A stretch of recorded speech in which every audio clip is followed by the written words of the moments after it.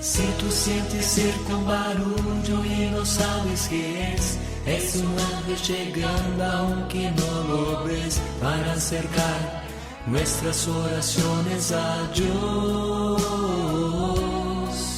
Sin más, abre el corazón y comienza a cantar, que no hay gozo más grande que el amor celestial, y los ángeles ya vienen a celebrar.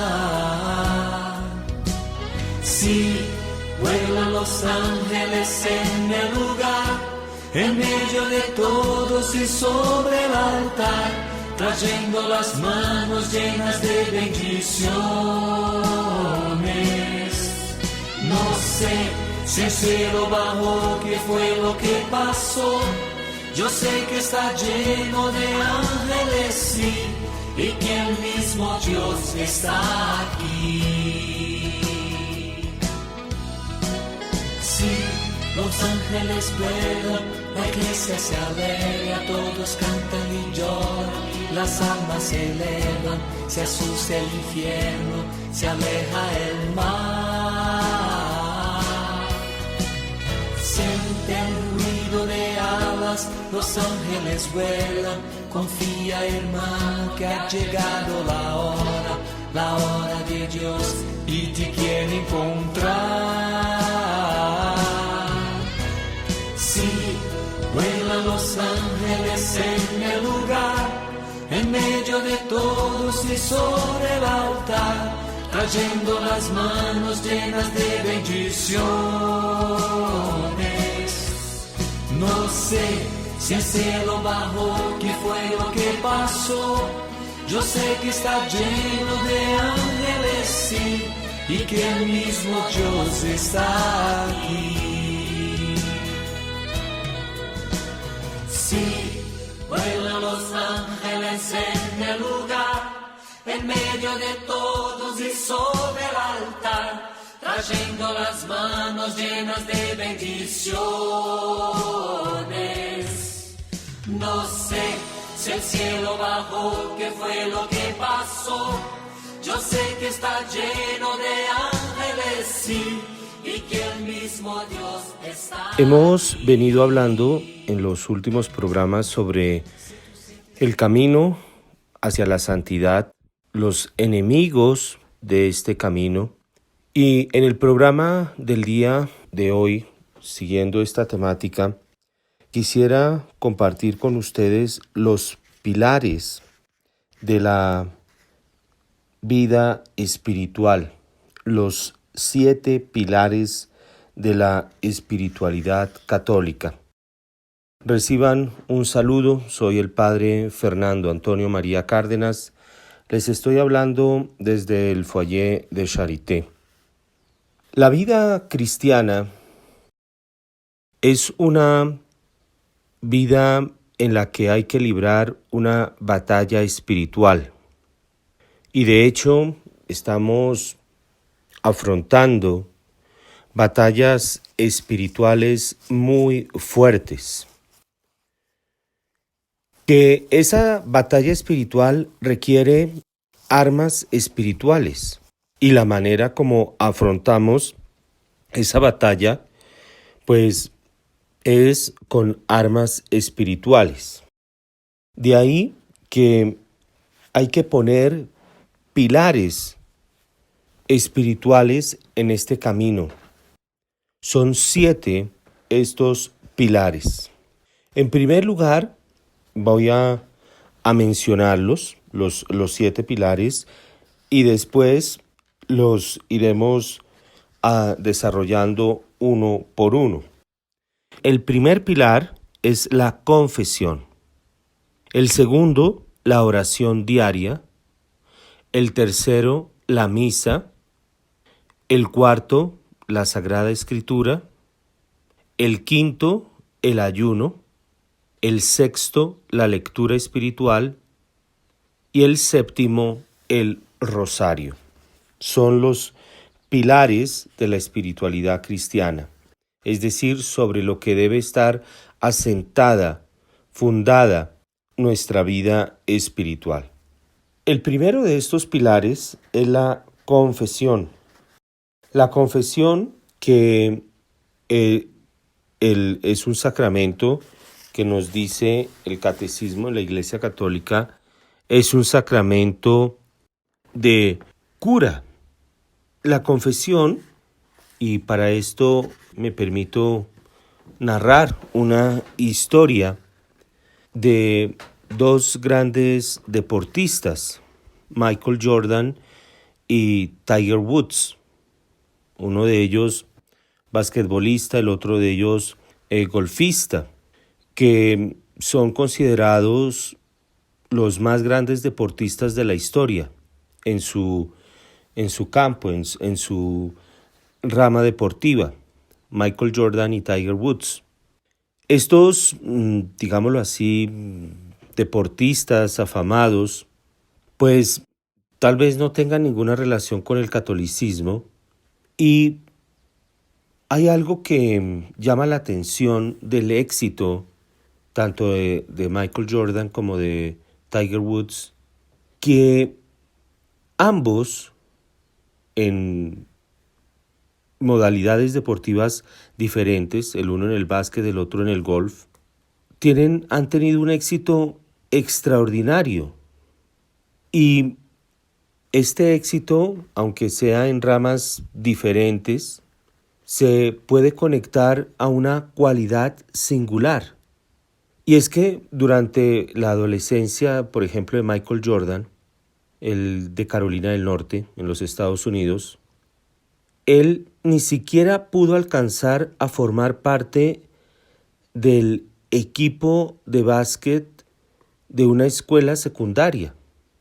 Es interesante. En su adolescencia, Michael Jordan no pudo entrar a formar parte del equipo de básquet de su colegio. Y hoy día es considerado uno de los más grandes jugadores de la historia. En la secundaria, en el colegio, Michael Jordan entrenó más fuerte y frecuentemente que ningún otro compañero del equipo titular o suplente. Y cuando no era seleccionado para el equipo, reclamaba a su entrenador para que le diera alguna razón al respecto. Y el entrenador le explicaba que su récord de tiros libres era pobre. Y entonces, ¿qué hizo Jordan? Practicó y practicó tiros libres.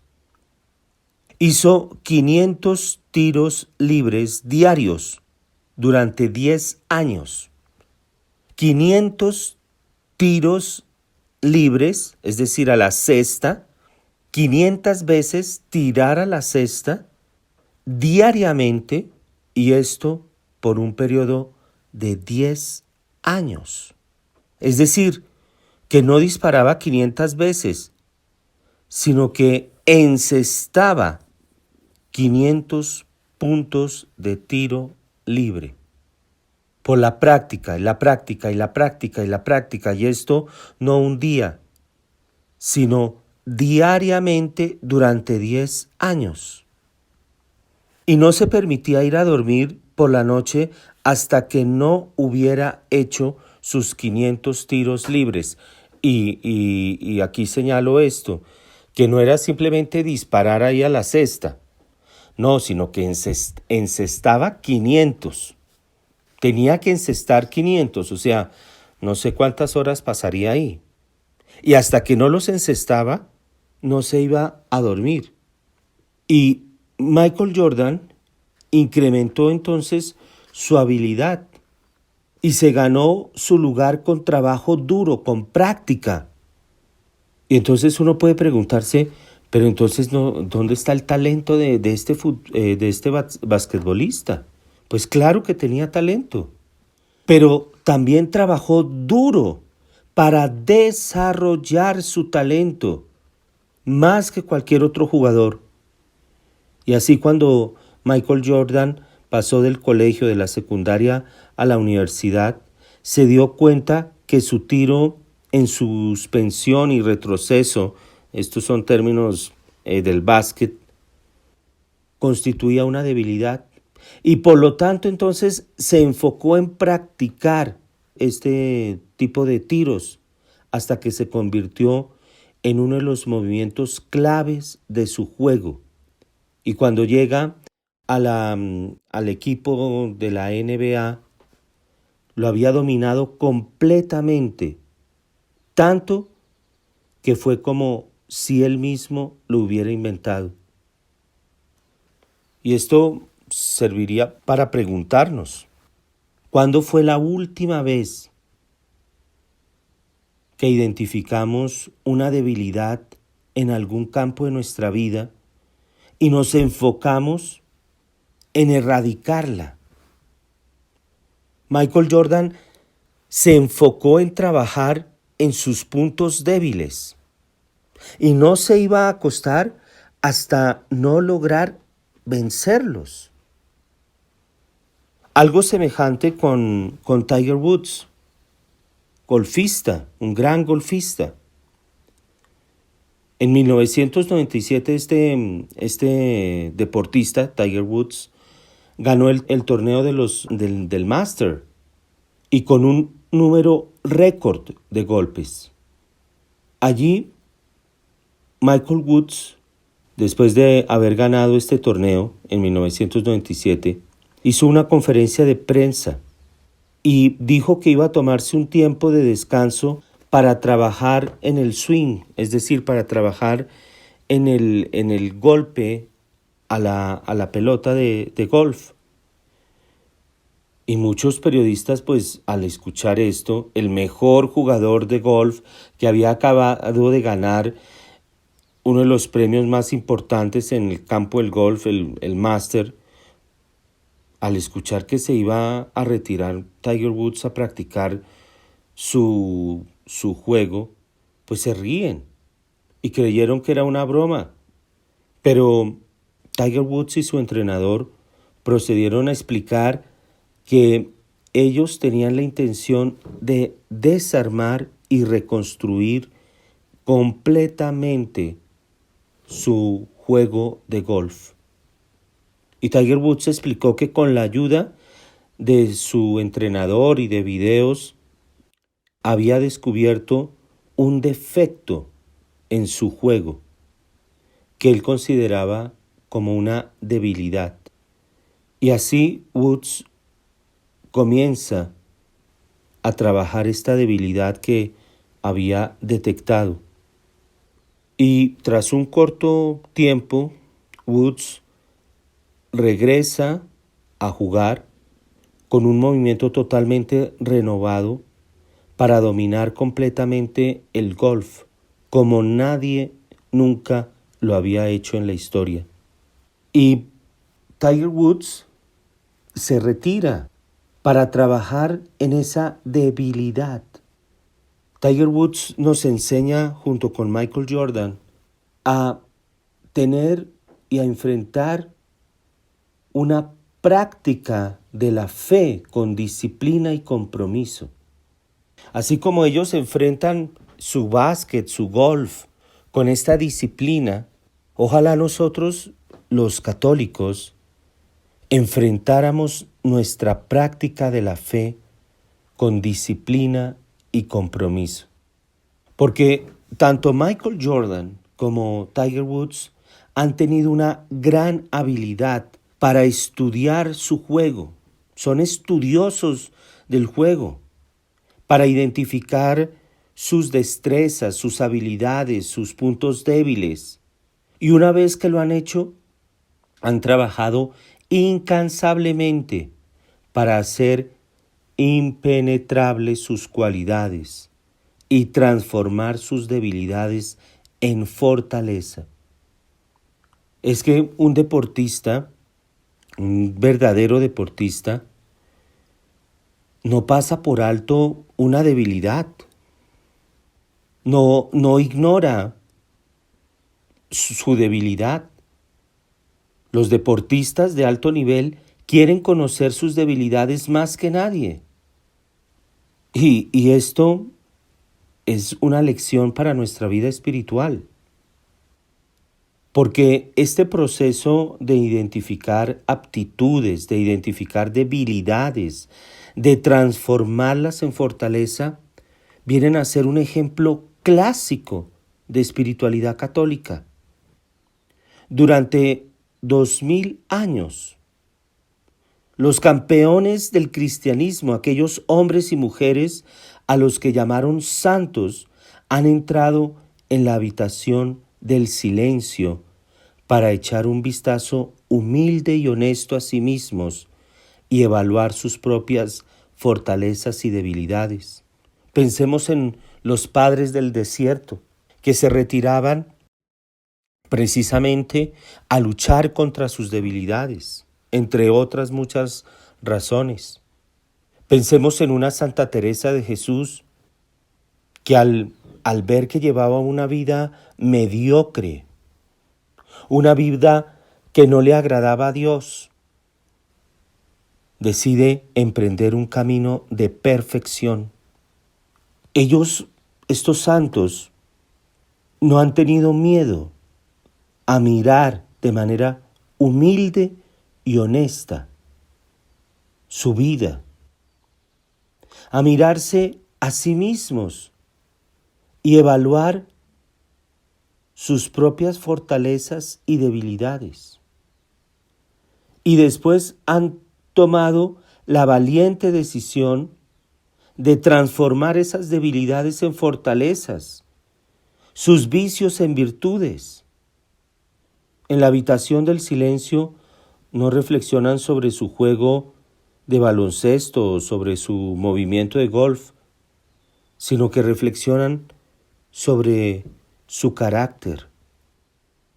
Su búsqueda de perfección es la más importante de todas, porque es la búsqueda de la santidad y transformación interna. Y ellos entienden que aquello en lo que nos convertimos es infinitamente más importante que aquello que hacemos o tenemos. Y repito esto, los santos entienden que aquello en lo que nos convertimos es infinitamente más importante que aquello que hacemos o tenemos. Hay que conocer nuestras debilidades. Hay que, de manera humilde, honesta, mirarnos a nosotros mismos, conocer nuestras debilidades, conocernos a nosotros mismos. Y yo te quisiera preguntar eso hoy. ¿Conoces tus debilidades? ¿Cuáles son? Porque hay muchos que no quieren conocerlas. Hay muchos que quieren es simplemente ver sus cualidades, sus virtudes, sus fortalezas, pero no quieren conocer cuáles son sus debilidades.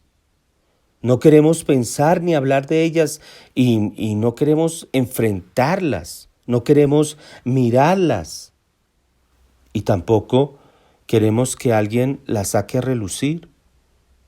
Y eso es una señal de mediocridad. Una mediocridad que en estos tiempos tiene maniatada a la iglesia y a la humanidad. Porque no nos conocemos, porque no somos lo suficientemente humildes y honestos para conocernos a nosotros mismos y no queremos trabajar nuestra debilidad. Un camino de mediocridad. La prueba es nuestra actitud como sociedad y cómo abordamos el tema de la confesión y la incapacidad o indisposición de muchos para admitir cuando se han equivocado y pedir perdón. Los grandes hombres y mujeres quieren conocer sus debilidades, porque ven en estas debilidades la llave hacia un futuro más próspero y abundante. ¿No te gustaría que Dios se encargara de tus debilidades en privado en vez de ventilarlas en público? ¿No te gustaría dejar esas debilidades para que se conviertan en fortalezas, dejar esos vicios para que se conviertan en virtudes? Porque esas debilidades son la clave hacia un futuro más grande e inimaginable que Dios ha preparado para cada uno de nosotros. Probablemente, pues las fortalezas que tenemos ya están dando todos los frutos posibles y continuarán dando esos buenos frutos en la vida, pero en algún punto empezarán a atenuarse. Algún punto comenzará a decrecer. El futuro más rico y abundante está íntimamente unido a nuestras debilidades, no a nuestras fortalezas. Nuestras fortalezas en algún momento comenzarán a decrecer.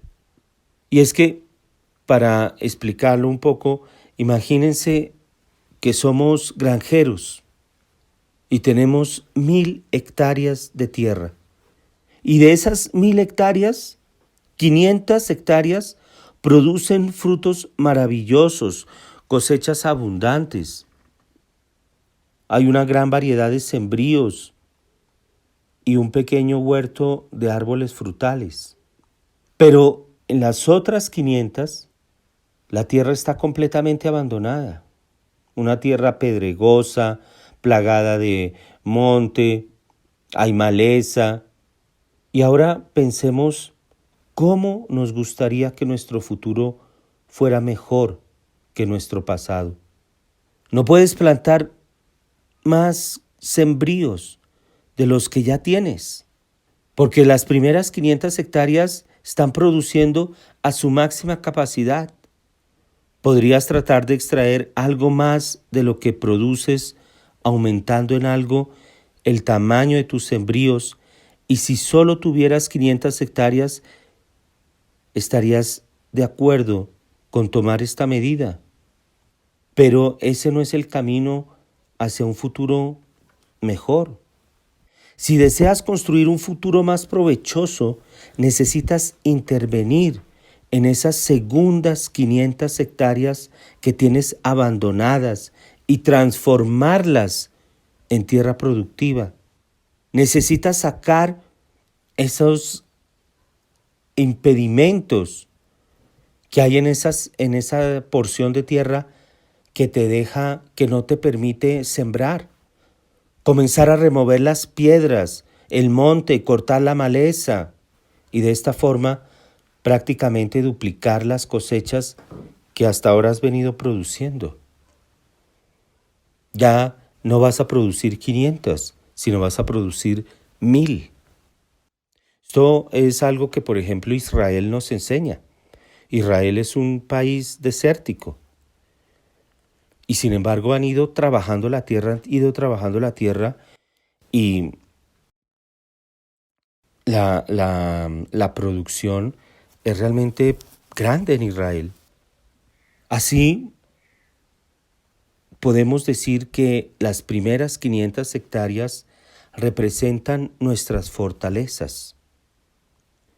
Y en el mundo actual se enfoca exclusivamente en esto.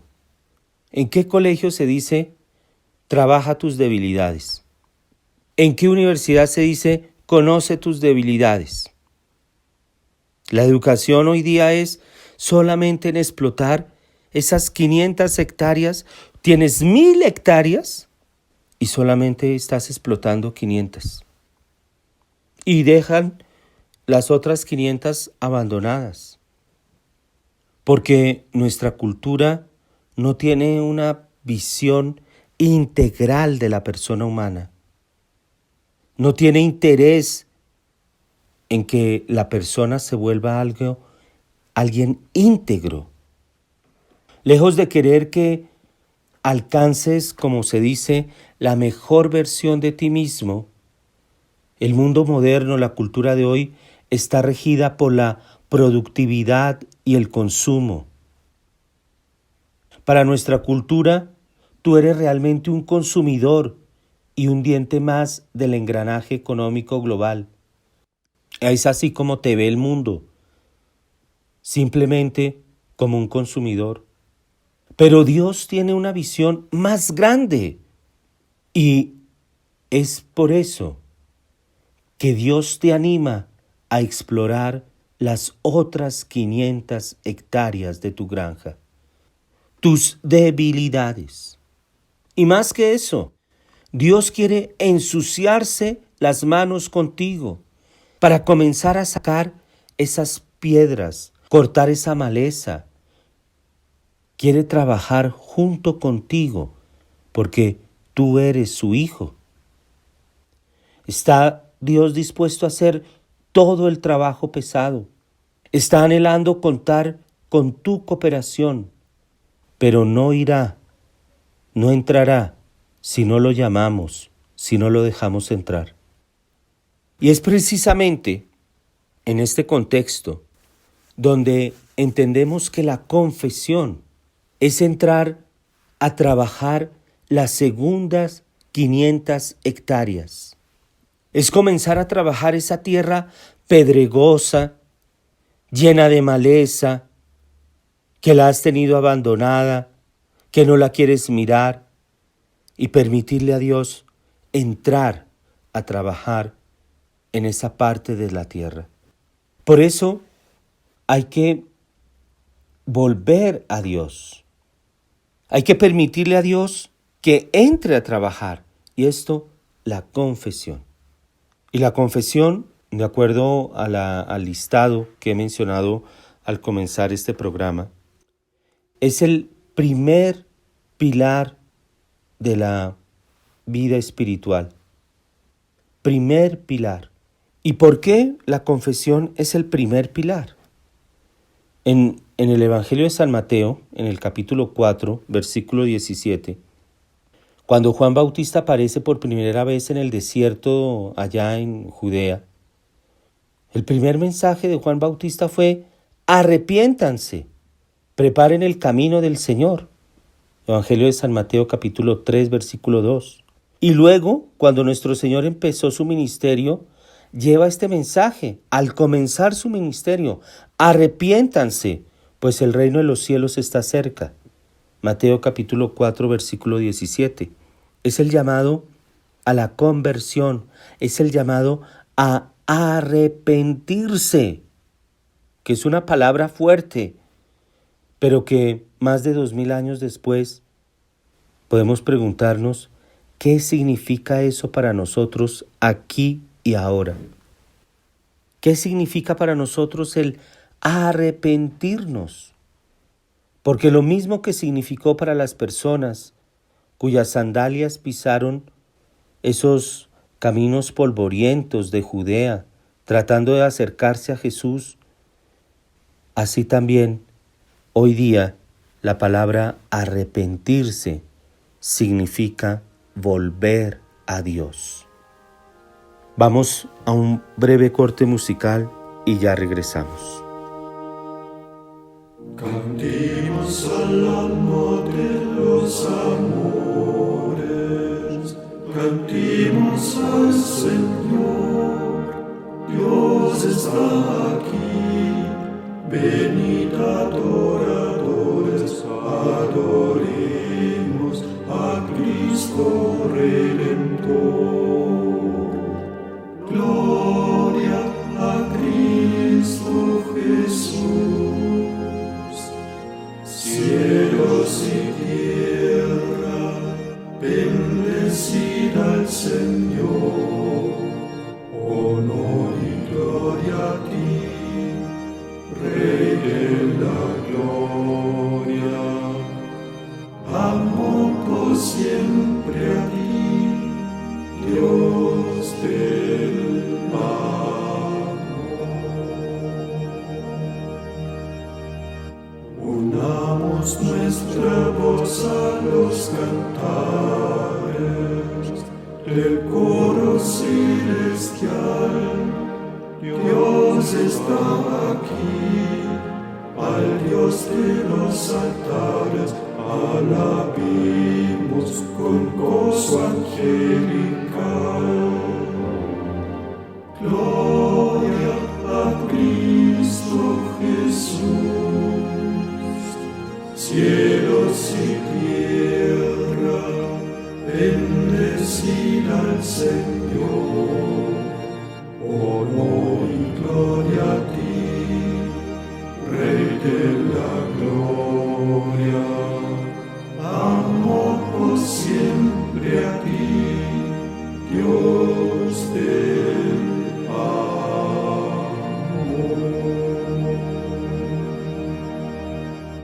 Los que buscáis solas en vuestras penas, alivio en el dolor, Dios está aquí y pierde a manos llenas los tesoros de su divino amor. Gloria a Cristo Jesús. Cielos y tierra, bendecid al Señor. Honor y gloria a ti, Rey de la gloria. Amor por siempre a ti, Dios del amor. Obra caridad y real fineza, todo es en memorial. Dios está aquí con todas sus riquezas, con su cuerpo y su sangre divina. Gloria a Cristo Jesús. Cielos y tierra, bendecid al Señor. Honor y gloria a ti, Rey de la gloria. Amor por siempre a ti, Dios del amor. Estamos hablando de los pilares de la vida espiritual. Y uno de esos pilares, el primero, hemos dicho, es la confesión. Volvamos a mencionar los 7 pilares, sabiendo que después los iremos a desarrollar, si Dios lo permite, uno por uno. Primer pilar, la confesión. Segundo, la oración diaria. Tercero, la misa. Cuarto, la Biblia. Quinto, el ayuno. Sexto, la lectura espiritual. Séptimo, el rosario. Hemos dicho que cuando Juan el Bautista, cuando nuestro Señor comenzaron su predicación, comenzaron llamando al arrepentimiento. Y el arrepentimiento es volver a Dios. Es saber que nos encontramos necesitados de volver a Dios varias veces al día. Y hay que volver a Dios a veces por cosas pequeñas, otras veces por cosas grandes. No se trata de un asunto de culpa ni de algo vergonzoso. Se trata de que no puedo vivir sin Dios.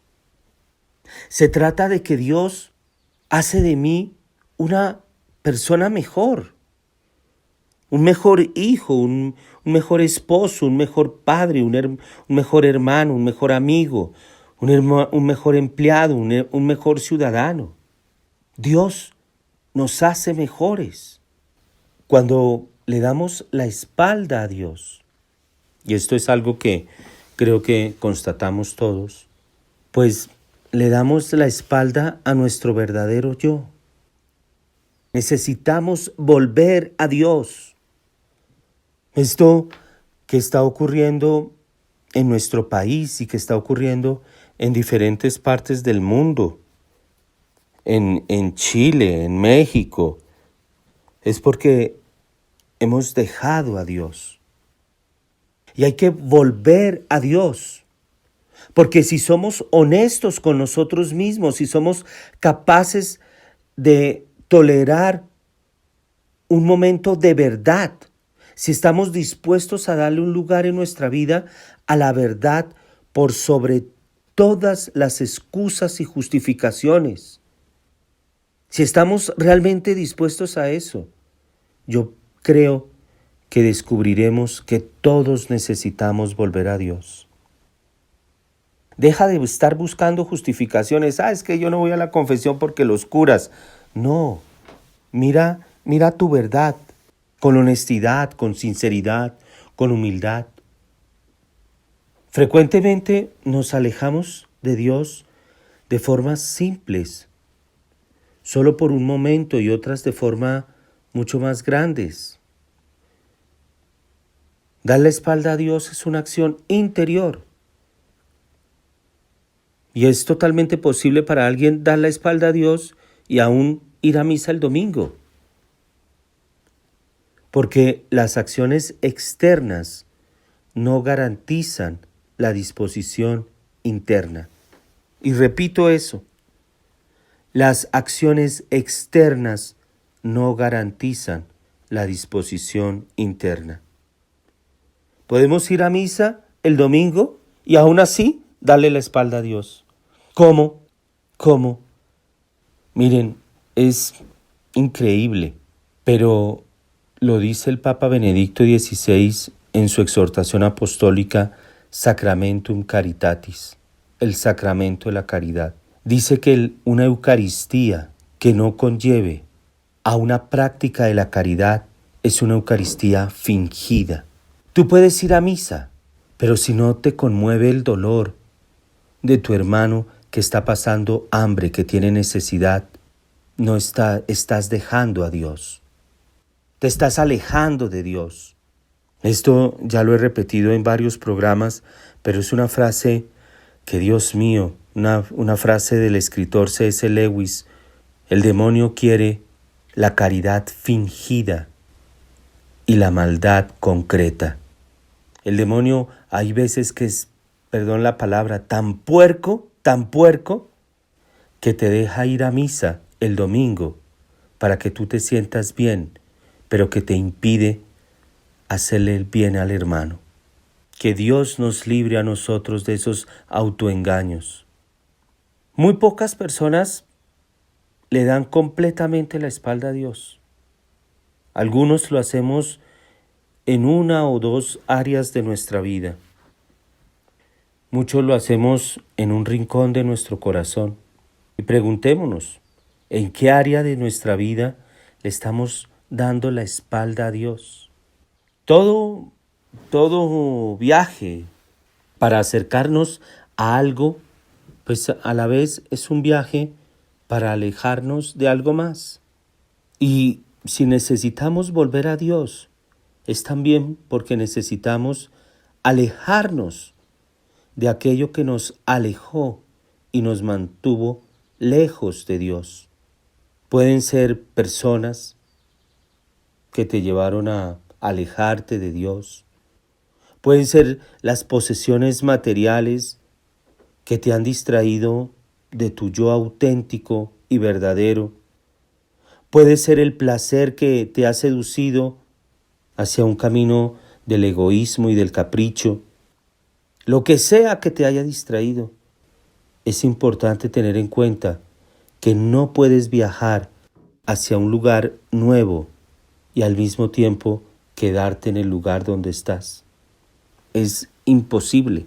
Por eso es que la confesión es el primer pilar. Caminar con Dios demanda que ordenemos nuestra vida y que establezcamos prioridades. A veces es casi tan importante conocer aquello hacia dónde caminas como aquello de lo cual te alejas. Hay personas que, por ejemplo, se acercan a la confesión, y es increíble, y no quieren dejar el pecado. Personas que están en adulterio y uno les dice que tiene que alejarse de la persona con la cual está cometiendo el adulterio. Y no quieren. No se le puede dar la confesión, no se le puede dar la absolución. Uno no puede ir hacia Dios quedándose en el mismo lugar. Yo no puedo ir a Cartagena quedándome en Bogotá. El camino hacia la mejor versión de ti mismo es un camino en dirección opuesta a los defectos que están en la versión actual de ti mismo. Está la versión mejor de ti mismo y está la versión actual de ti mismo. La pregunta entonces que surge es si estamos dispuestos a volver nuestra vista hacia Dios. Si estamos dispuestos a prestar más atención a aquello que Dios nos está llamando a hacer. Y si realmente estamos dispuestos a eso, yo creo que la espiritualidad católica nos da muchas herramientas y conocimientos sorprendentes para esto. Si estamos dispuestos a buscar la verdad, sin importar hacia dónde nos lleve, sin importar lo que tenemos que dejar, de lo que nos tenemos que alejar, yo creo que descubriremos lo grande que es el catolicismo. Todos los días descubrimos que estamos haciendo cosas que son autodestructivas y que nos hacen una persona inferior. Decimos cosas que lastiman a otros o lastimo también a otros no diciendo aquello que debería. Hoy día los católicos estamos callados. No hablamos. Y entonces sale por ahí con toda clase de teorías a decir cosas que son ilógicas, irracionales, que no tienen ningún sustento en nada. Y los católicos callados, herimos. Nuestro silencio hiere. Es un momento de la historia en los que nosotros tenemos que pronunciarnos. No a la violencia, no al aborto, no a la imposición de la ideología de género LGTB, nada de eso. Porque es que, me perdonan, pero hay veces que parece que los católicos estamos callados y otros sí están levantando su voz. No lo permitamos. No, aquí en nuestro país, aquí en nuestra sociedad, no se viene a dar la imposición de la ideología de género. Aquí no se da el aborto. Aquí no se dan esas manifestaciones de violencia. Aquí respetamos la autoridad. Ya no más, ya no es tiempo de callar. Y es que cuando esto sucede, esas palabras, esas omisiones, esas acciones hirientes, son consecuencia de aquello que estoy pensando. Son los pensamientos, palabras y acciones que se desvían del orden natural y que me separan de la tranquilidad de saber que estoy contribuyendo positivamente al bien común de la sociedad. Y es que pasa algo como raro, porque como que dentro no queremos pensar, decir, hacer esas cosas que hieren o que nos hieren. No quiero ser esa persona inferior, sino que quiero ser la mejor versión de mí mismo. Quiero vivir para contribuir con la alegría de los demás, no su desdicha. Y en cada momento de nuestra existencia estamos atrapados en una lucha. Romanos capítulo 7, versículo 10. No hago el bien que quiero, sino que obro el mal que no quiero. Hay que reconocer que somos pecadores y necesitamos ser salvados.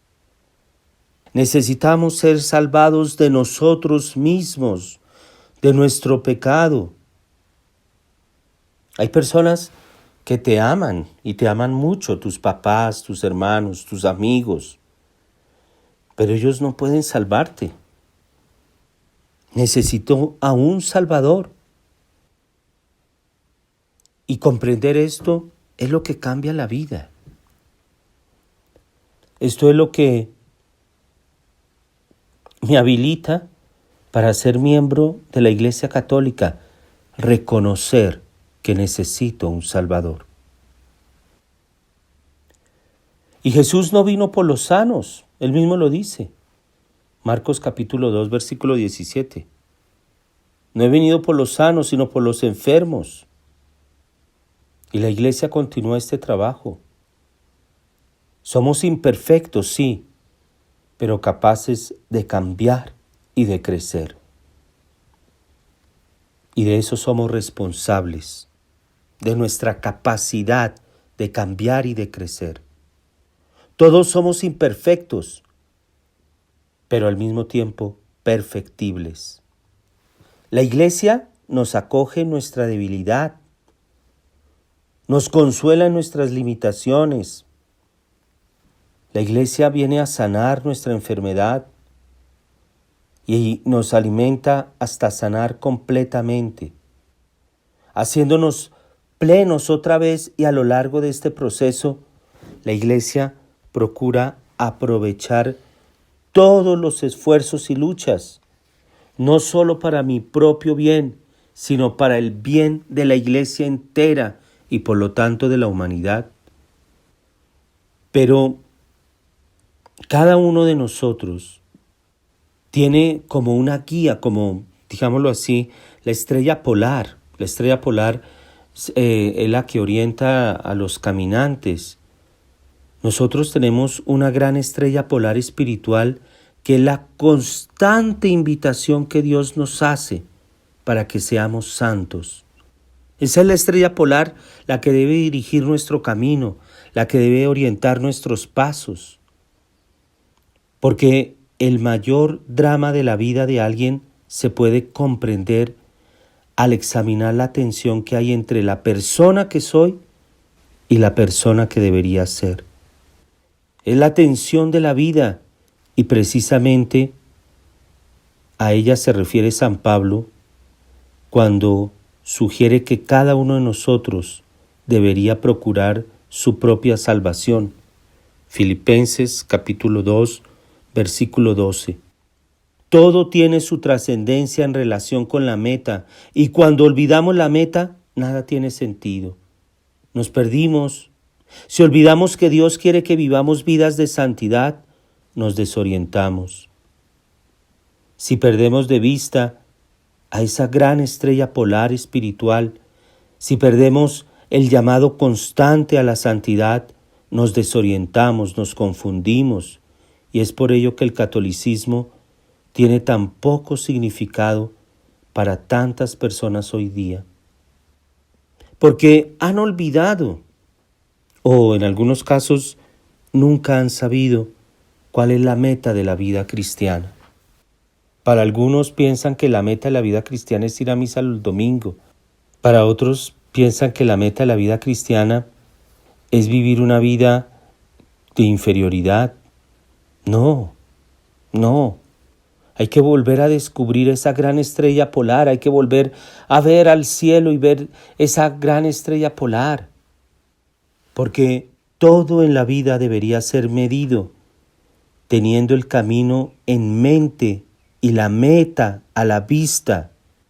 La pregunta que debería ser un componente regular, ordinario de nuestro diálogo interior es: ¿lo que estoy a punto de hacer me ayuda a convertirme en la mejor versión de mí mismo? Esa debería ser la pregunta. O los santos nos dicen la misma pregunta de otra manera. ¿Esto que voy a hacer me lleva al cielo?